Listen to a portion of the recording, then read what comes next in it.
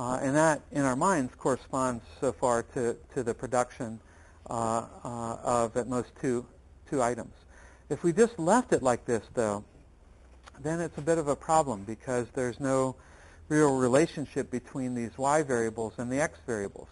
And there has to be a relationship, right? So we want the y's to be equal to 1 if and only if the x's are taking on a positive value. So for xj to take on a positive value, that should force yj to be equal to 1.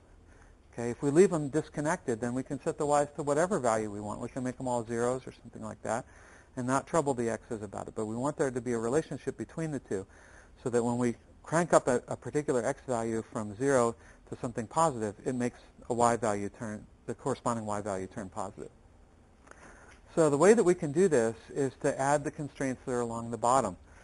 So we can say that x1 has got to be less than or equal to m times y1, where what do you think m is? Just, okay, or a simpler way, I mean, so that's a very tight kind of bound that you could put on things. And if you were lazier, you could just say it's a giant number. It's like infinity.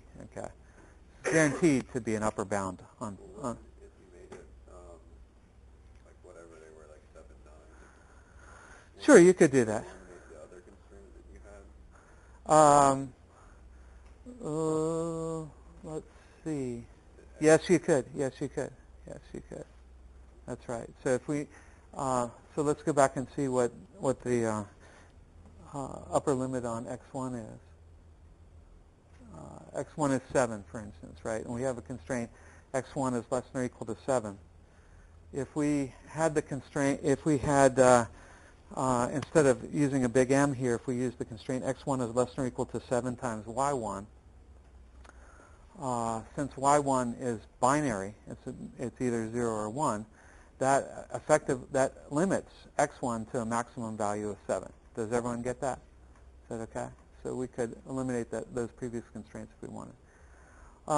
And then more generally, what happens is, what if y1 is equal to 0? Yeah, x1 has to be equal to 0, and that's the feature that we want. So we don't want these constraints to limit us in any kind of way in the choice of x1, other than, there's no point in picking it bigger than the demand amount. But we want to force x1 to be equal to 0 if y1 is equal to 0. So these are the key constraints that tie together the x's and the y's.